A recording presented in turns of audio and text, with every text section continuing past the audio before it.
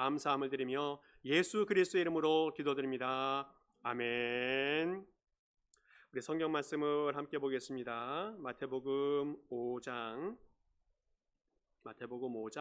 48절에서 6장 4절까지입니다. 마태복음 5장 48절에서부터 6장 4절까지 우리 스크린도 보고 성경도 보시면서 교독하시면서 보겠습니다. 제가 먼저 48절 봅니다. 그러므로 하늘에 계신 너희 아버지의 온전하심 같이 너희도 온전하라.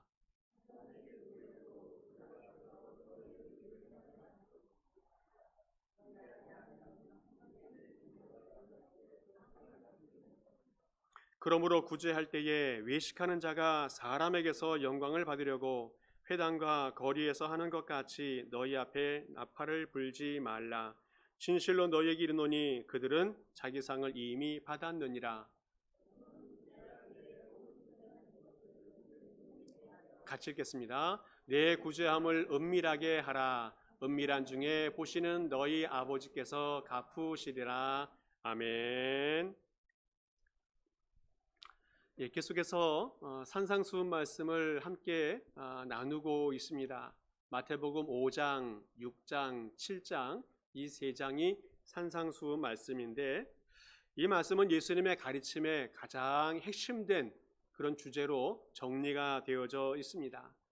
5장에서는 팔복을 이야기하고 있고 또 그 이후에 중요한 주제 살인, 간음, 이혼, 맹세, 보복, 원수 사랑 이런 주제를 가지고 말씀을 나누고 있었습니다. 자, 그리고 그 모든 5장에 대한 결론의 말씀이 무엇이냐? 한마디로 말하면 온전하라라는 겁니다. 우리 같이 한번 읽어보겠습니다.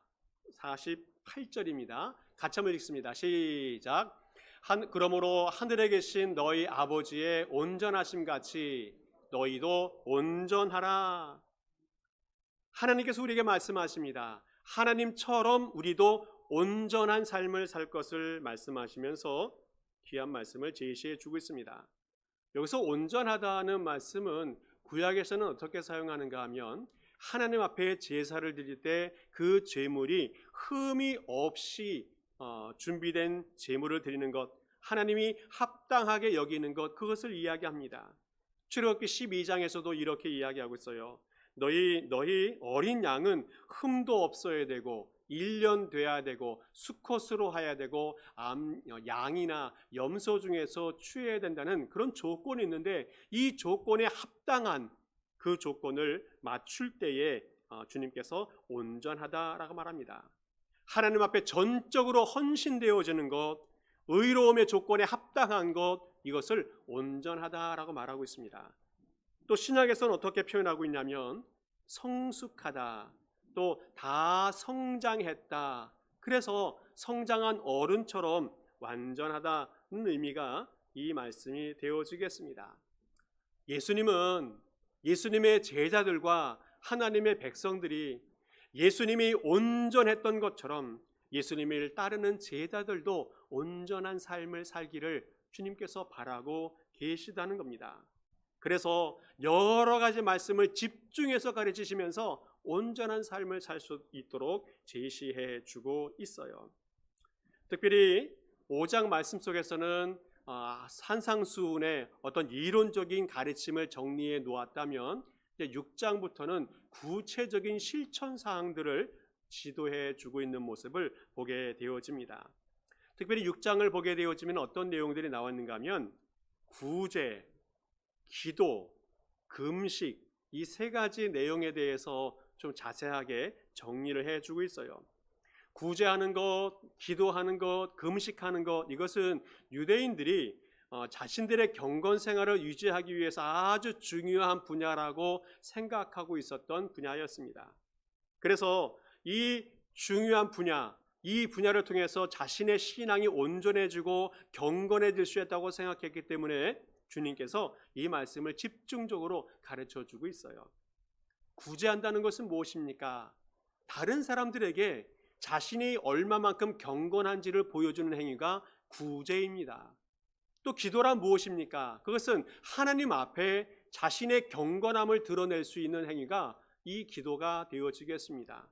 또 금식이라고 하는 건 뭡니까? 그것은 자기 자신에게 대해서 스스로 내 자신이 얼마나 경건한지를 표현할 수 있는 수단이 이 금식이 되어집니다. 자, 그래서 주님께서 여러 가지 중요한 경건의 삶을, 그런데 오늘은 참된, 정말 진정한 의미가 무엇인지를 가르쳐주고 있는 모습을 보게 되어집니다. 오늘 성도들이 갖춰야 될 경건한 삶의 모습, 첫 번째로 구제에 대한 말씀을 좀 나누어 보려고 합니다.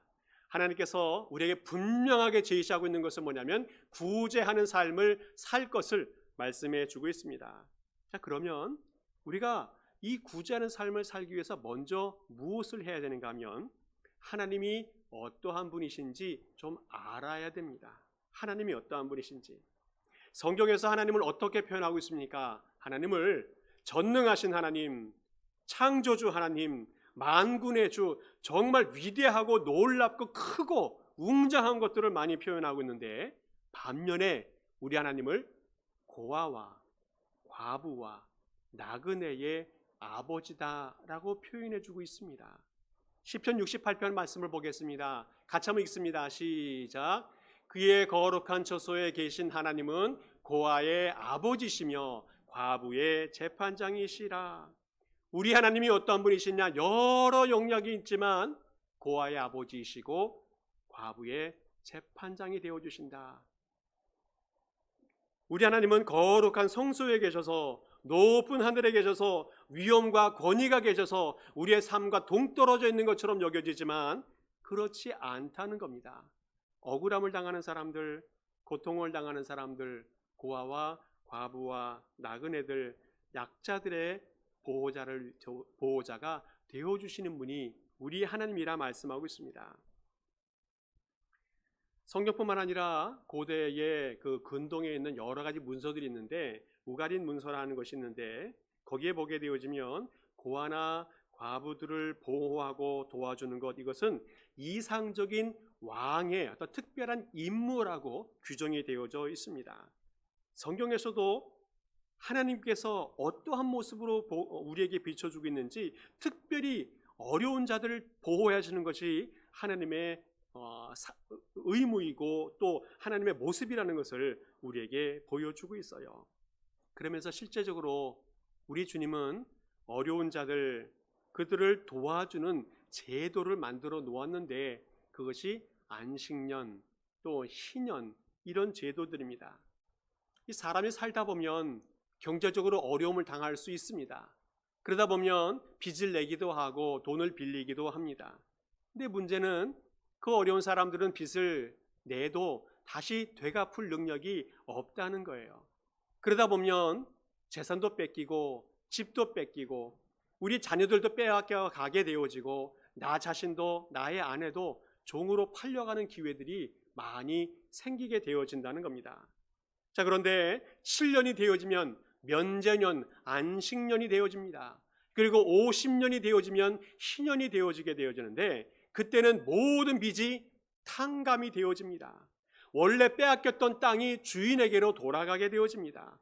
종으로 팔렸던 사람에게 자유함이 임하게 되는 것, 바로 이것이 안식년, 희년이 되어지겠습니다. 그래서 다시 시작할 수 있도록, 다시 새로운 인생을 출발해 갈 수 있도록 기회를 하나님께서 허락해 주셨다는 겁니다. 이것이 바로 하나님의 마음입니다. 어렵고 가난한 사람들, 힘들게 살아가는 사람들에게 하나님은 그들을 불쌍히 여기시고 그들을 도우시고 구제의 마음을 주시는 것, 이것이 바로 우리 주님의 마음이라는 겁니다.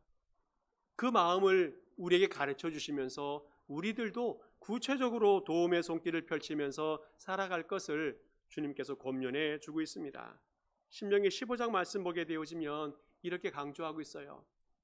땅에는 언제든지 가난한 자가 그치지 아니하겠으므로 내가 내게 명령하여 이르노니 너는 반드시 내 땅 안에서 내 형제 중 곤란한 자와 궁핍한 자에게 내 손을 펼지니라. 이 세상에는 어려운 사람들이 끊이지 않는 것 같아요. 어떻게 하랍니까? 그들에게 내 손을 펴라, 구제하면서 도움을 주면서 살 것을 말씀해 주고 있어요. 하나님뿐만 아니라 우리 예수님은 어떻습니까?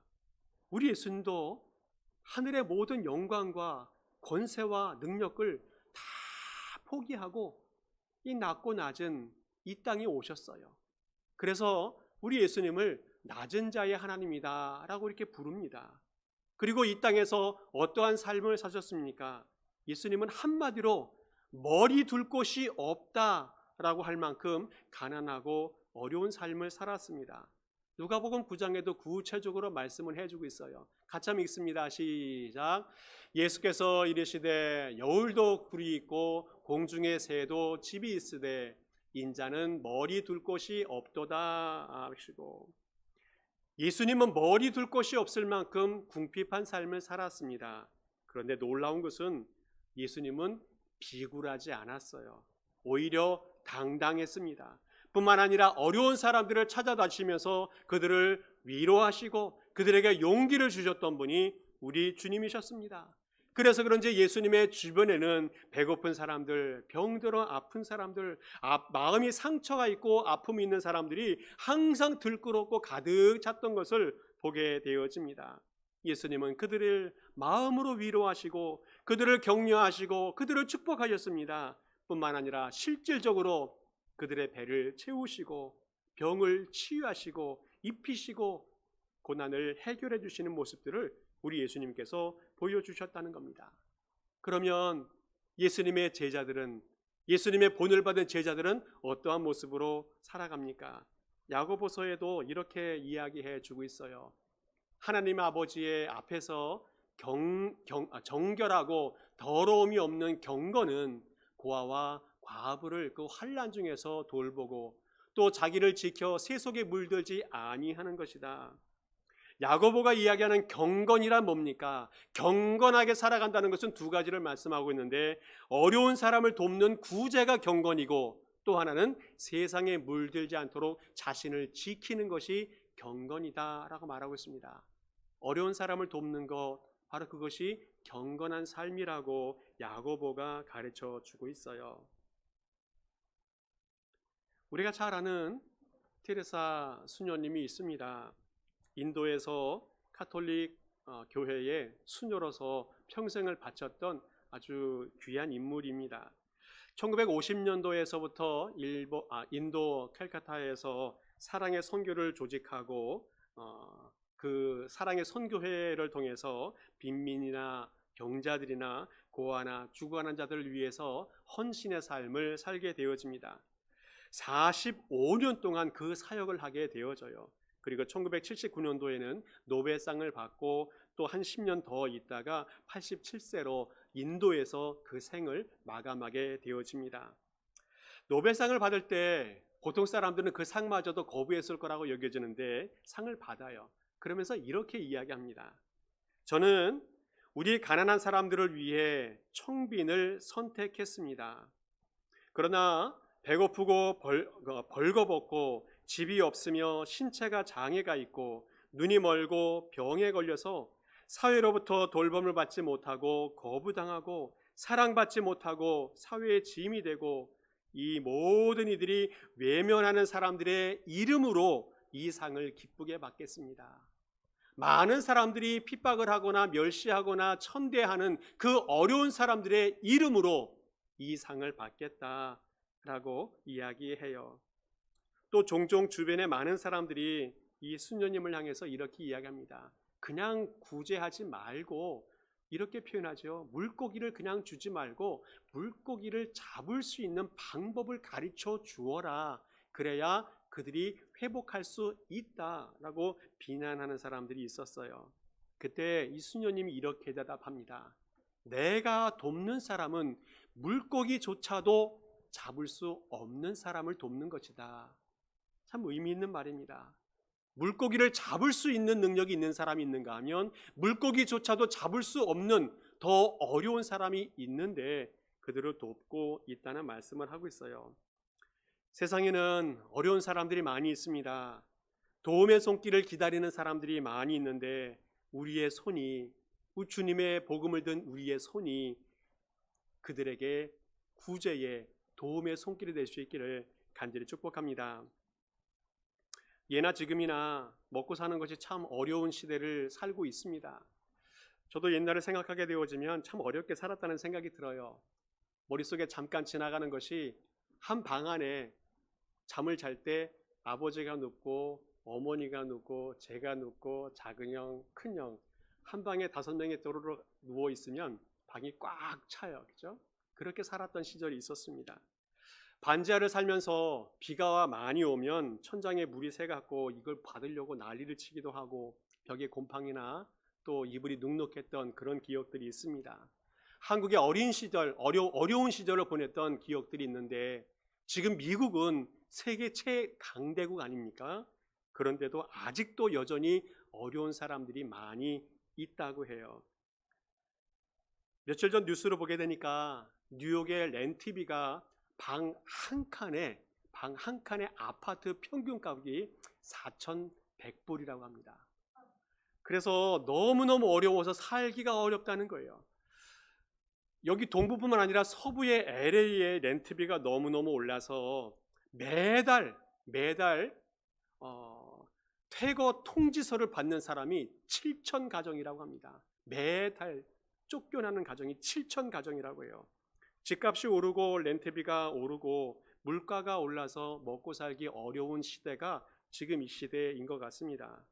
직장만 잃어버리면 곧바로 홈리스가 되어져 버리는 현실이 우리의 모습이 아닌가 싶어요. 점점 날씨가 추워지는 그리고 겨울이 가까우는데 어떻게 잘 살아갈 수 있을까 걱정이 많이 되어집니다. 이 모든 일들이 남의 일이 아니라 우리의 일이 되었으면 좋겠습니다. 어려운 사람을 돕는 구제의 삶, 이것이 주님이 우리에게 말씀하시는 경건의 모습이라는 겁니다. 우리가 가지고 있는 것 중에서 우리의 수입 중에서 얼마만큼이 어려운 사람들을 위해서 돕고 또 그들을 위해서 살아가고 있는지 한번 우리의 삶을 돌아보면 좋겠습니다. 많은 분들이 나도 살기 힘듭니다 말해요. 맞습니다. 우리도 먹고 살기가 너무 힘들어요. 그래도 생각해 봅니다. 우리는 밥은 굶지 않고 잠잘 곳은 있고 또 입을 옷도 있는 것 같아요. 그렇다면 나보다 좀 더 어려운 사람이 누가 있는지 우리 주변을 돌아보면서 그들을 돕는 경건의 삶을 살아가는 모든 성도 될 수 있기를 간절히 축복합니다. 주님께서 또한 우리에게 말씀하실 때 구제할 때에 꼭 주의해야 될 것이 있다. 그것이 뭐냐면 외식하지 말라, 나팔을 불지 말라. 주님께서 말씀해 주고 있어요. 어느 주일에 목사님께서 설교를 하시는데 그 설교 제목이 외식하지 말라는 제목으로 설교를 하셨어요. 그때는 한 집사님이 설교를 들으면서 마음속에 큰 고민을 하고 있어요. 오늘 우리 부서 회식을 계획하고 있는데 그 회식을 해야 되나 말아야 되나 고민을 많이 하고 있습니다. 오늘 성경에서 이야기하고 있는 이 외식, 이것은 밖에 나가서 밥 먹는 거 아닙니다. 그죠? 예. 외식이라는 말은 가면을 썼다, 위선적인 태도를 취한다, 뭐뭐인 채 한다는 의미가 있어요. 그래서 다른 사람을 흉내내는 어떤 배우라는 말로 이 말이 파생되기도 하였습니다. 겉과 속이 다른 그런 바리새인들의 위선적인 모습들, 가식적인 모습들을 비판할 때 주님이 주로 사용하게 되어집니다. 구제 등 경건한 삶을 살아가는 것을 위해서 주님께서 반드시 지켜야 된다는 원칙을 주셨는데 바로 그것이 외식하지 말고 나팔을 불지 말는 그런 삶을 살라는 겁니다. 1절 말씀에 분명히 주님께서 말씀해 주고 있어요. 같이 한번 읽어보겠습니다. 시작. 사람에게 보이려고 그들 앞에서 너희 의를 행하지 않도록 주의하라. 너희 의를 드러내지 말라고 주님께서 말씀하고 있습니다. 오늘 주님께서는 구제하지 말라든지 경건의 삶을 살지 말라 이런 말씀을 하시는 것이 아니라 어떠한 동기로 경건의 삶을 살아야 하는지 그 말씀을 해주고 있어요. 사람에게는 여러 가지 본능이 있는데 여러분 화면에는 없는데 요한 1서에는 사람에게 본능이 있어요. 안목의 정욕이라든지 이성의 자랑이라든지 또 육신의 정욕, 이런 것들이 있어요. 그리고 자신들이 가지고 있는 것, 이것에 대한 욕심들이 있고 또 무엇인가 되고 싶은 것, 어떤 정치적인 욕망도 있습니다. 또 내가 가지고 있는 것에 대해서 자랑하고 싶은, 인정받고 싶은, 칭찬받고 존경받고 싶은 그런 본능들이 우리에게 있다는 겁니다. 예나 지금이나 사람들은 가진 것에 대해서, 내가 한 것에 대해서 자랑하고 싶은 것이 본능이라는 겁니다. 자신의 의의를 드러내고 싶은 것, 이것이 사람들의 본능이라는 거예요. 그런데 우리 주님께서 이것을 경계하고 조심하라 말씀하고 있습니다. 고대 중국의 유모집에 이런 이야기가 있다고 해요.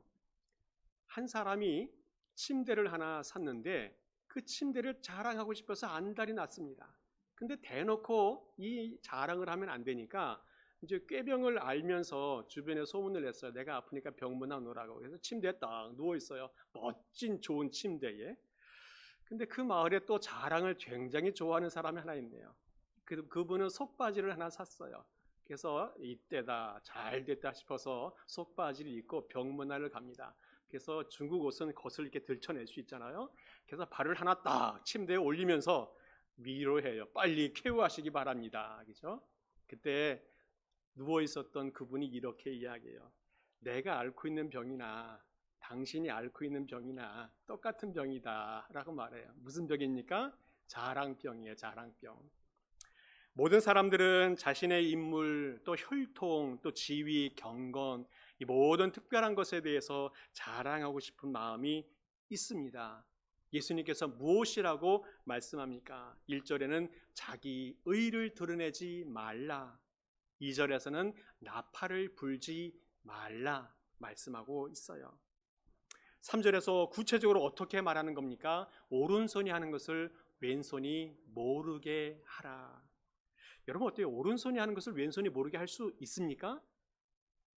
할 수 있는 분이라면 굉장히 능력이 있는 분 같아요. 저는 잘 못할 것 같아요. 오늘 주님께서 오른손이 하는 것을 왼손이 모르게 하라. 어떠한 말씀으로 우리에게 말씀을 주십니까? 그것은 구제할 때에 그 동기가 순수해야 한다는 겁니다. 순수해야 된다. 어려운 사람을 돕는 거 참 좋은 일인데 그 사람을 불쌍히 여기고 긍휼히 여기는 마음으로 해야 되는데 내 이름을 드러내기 위해서 했다? 잘못되었다는 것을 주님께서 말씀해 주고 있어요. 누가복음 10장에 선한 사마리아 사람의 이야기 여러분 잘 아실 거라고 여겨집니다. 어떤 사람이 예루살렘에서 여리고로 이제 가게 되어졌는데 강도를 만나게 되어지고 모든 물건을 빼앗기고 두들겨 맞아서 자신의 목숨까지도 위협을 받게 되어집니다. 근데 그 길에 제사장도 지나가고 레위 사람도 그냥 지나갔는데 어떤 사마리아인이 그를 치료하고 또 여관까지 데려다 주고 회복될 수 있도록 도와주었다는 이야기예요. 중요한 것은 그 선한 사마리아 사람의 이름이 나오고 있지 않다는 겁니다. 만약에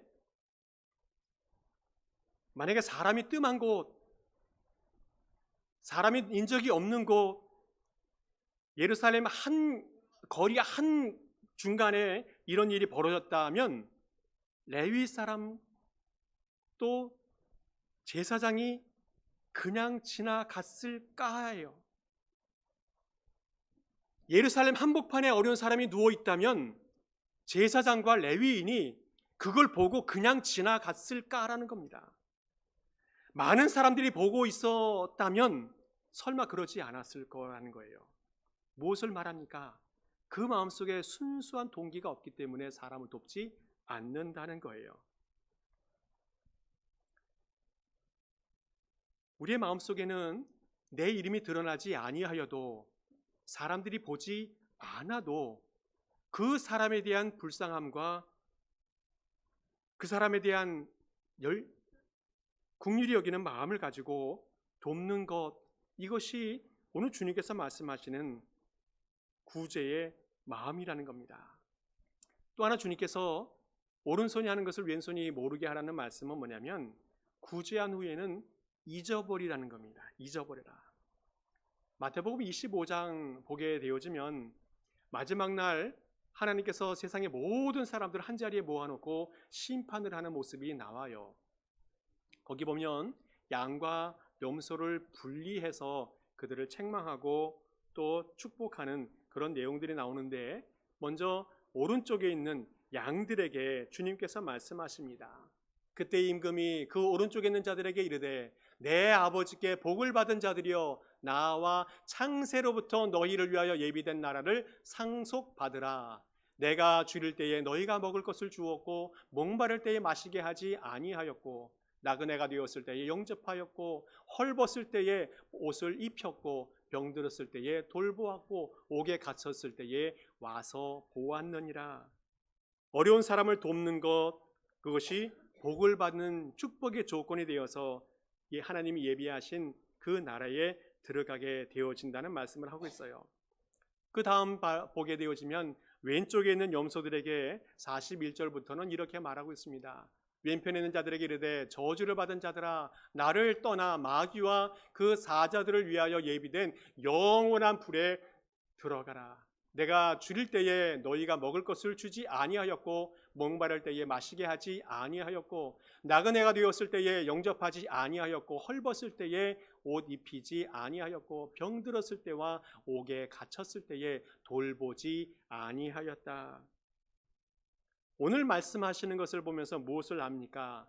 어려운 사람들을 돕는가 돕지 않았는가에 따라서, 그 구제에 따라서 천국과 영원한 지옥이 결판날 수도 있다는 거예요. 그런데 이것은 단순히 돕느냐 안 돕느냐의 차원을 떠나서 또 하나 깨달음을 주고 있습니다. 오늘 성경을 보게 되어지면 그 쭉 읽어보면 염소에 해당됐던 사람이 하나님에게 불평하는 이야기가 나와요.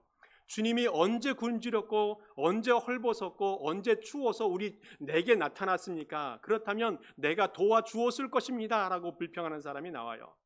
이 사람에겐 무엇을 이야기하고 있습니까? 이 사람은 자신의 선행과 자신의 의로움과 자신의 구제를 기억하는 사람이에요. 자신의 이름을 드러내고 싶은 사람입니다. 그런데 양에게 속한 사람에게도 똑같은 예수님이 말씀하신 똑같은 말씀, 그리고 똑같은 대답을 했어요. 그런데 이 양에게 속한 사람은 무슨 모습을 보여줍니까? 다 잊어버렸어요. 내가 어떠한 구제를 했고, 내가 어떤 선한을 행했고, 내가 어떤 의를 행했는지 다 잊어버렸어요. 그런데 주님께서 말씀하십니다. 나는 잊어버렸을지라도, 다른 사람은 잊어버렸을지라도 하나님은 기억하고 있다는 것을 말씀하고 있어요. 그리고 하나님이 기억하시고 보상하시고 갚으신다는 말씀을 오늘 해주고 있다는 겁니다. 오늘 우리가 구제를 하고 자신의 의를 드러내고 정말 경건하게 살아갈 때에 꼭 기억해야 할 것이 무엇인가 하면, 내 자신의 이름을 드러내는 것이 아니라 하나님의 모습을 드러내는 것이 중요하다는 겁니다. 그리고 내가 구제한 것에 대해서 기억한 것을 잊어버릴 필요가 있다는 거예요. 이 사람은 이미 상을 다 받았기 때문에 하나님 앞에 받을 상이 없다는 겁니다. 오늘 주님께서 우리에게 구제하되 오른손이 하는 것을 왼손이 모르게 하라는 그 귀한 말씀을 통해서 구제의 삶을 살되 정말 경건하게 또 정직하게 살아가는 모든 성도 될 수 있기를 축복합니다. 마지막으로 또 하나 기억할 것은 하나님이 갚으신다는 겁니다. 4절 말씀에 이렇게 말하여 같이 읽겠습니다. 시작. 내 구제함을 은밀하게 하라. 아멘. 은밀하게 보시는 내 아버지께서 갚으신다는 말씀하고 있어요. 여기서 하나님의 모습을 두 가지로 말합니다. 하나는 은밀한 중에 보신다는 거예요. 우리 주님은 보시는 하나님, 또한 보신다는 말은 아신다는 겁니다. 우리가 구제를 하고 선을 행하고 바르게 의롭게 살아가는 것, 우리 주님이 다 보시고 알고 계시다는 겁니다. 믿음의 삶을 살아가는 그 사람이 하나님이 우리를 알고 보고 계시다는 것, 얼마나 감격스럽습니까? 얼마나 감격하고 또 얼마나 감동되는 모습입니까? 내가 어떠한 삶을 살고 있는지 의롭게 경건하게 구제하며 살아가는데 하나님이 그것을 보고 계시다는 거예요. 사람이 뭐라고 하든 또 사람이 나를 뭐라고 평가하든 그것이 중요한 것이 아니라 하나님이 나를 보고 알고 있다는 것, 이것이 가장 큰 축복이라는 것을 기억하며 살아갈 수 있기 바랍니다. 고난을 많이 받았던 그 욥도 하나님 앞에서 이렇게 고백하고 있어요. 욥기 23장 보게 되어지면 그러나 내가 가는 길을 그가 아시나니 그가 나를 단련하신 후에는 내가 순금같이 되어 나아오리라. 그가 아시나니 하나님이 아신다는 겁니다. 사람은 나를 몰라봐요. 아내도 몰라보고 친구들도 몰라보고 주변에 많은 사람들이 나를 비난하고 나를 핍박할지라도 손가락질해도 하나님이 나를 알고 계신다는 겁니다. 그리고 나를 위로하시고 내게 힘이 되어 주신다는 말씀을 하고 있어요. 우리는 꼭 기억해야 됩니다. 나는 하나님을 못 봐도 하나님은 나를 보고 있다는 거예요. 그래서 우리의 형편과 우리 처지 중에서 우리의 모든 삶을 기억하고 계시다는 것, 그것을 기억하면서 살아갈 수 있길 바랍니다. 많은 사람들은 사람의 눈을 의식하느라고 얼마나 불편하게 살아가는지 몰라요. 사람들이 나를 어떻게 생각할까? 사람들이 나를 어떻게 바라볼까? 그것 때문에 스트레스 받고 피곤하고 시험도 들기도 하고 사람들이 어떤 말하면 그것 때문에 마음이 상처받아서 주눅 들고 완전히 깔아앉게 되어지고 그거 신경 쓰지 마시고 하나님이 은밀한 중에 나를 보고 있다는 것을 기억하시면서 믿음의 삶 살아갈 수 있기를 간절히 축복합니다. 종교개혁자 칼빈은 코람 데오라는 말을 가지고 종교개혁을 일으켜갔어요. 하나님 앞에서. 또한 우리 성경 말씀을 통해서 알 수 있는 것은 뭐냐면 하나님은 선한 일을 보상하시는 분이다 말씀하고 있어요. 우리가 어려운 이웃들을 위해서 어떠한 일을 행했는지 주님이 보상해 주신다 말씀하고 있습니다. 그런데 그 보상이 어떠한 보상인지 꼭 기억해야 돼요.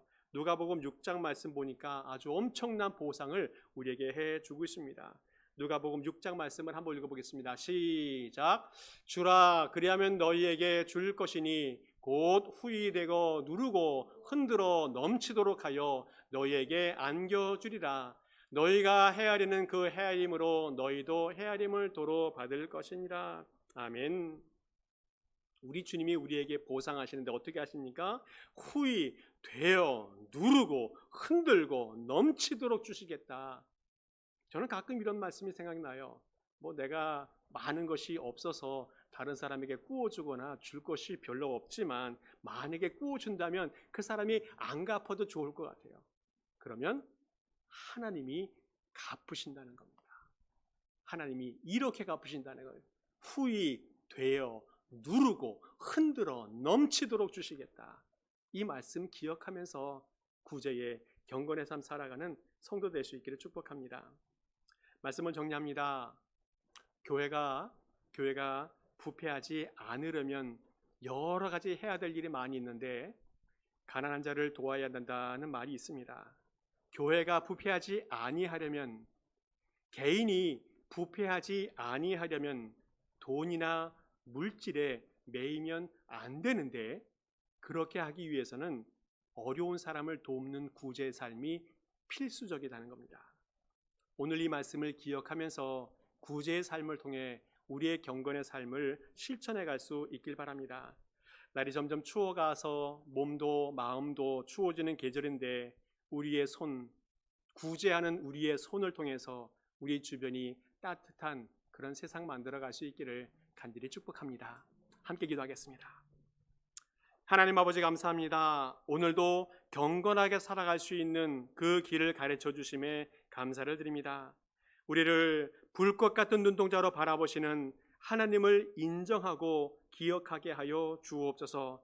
그리고 우리 주변의 어려운 이웃들을 돌아보는 경건의 삶을 살게 하여 주시옵소서. 나도 어렵고 궁핍하지만 나보다 더 어려운 사람을 돕고 또 구제하는 경건의 삶을 살아가게 하여 주옵소서. 감사를 드리며 예수 그리스도의 이름으로 기도하옵나이다. 아멘. 우리 모두 일어서셔서 함께 찬송하시고 축도 예배 마칩니다.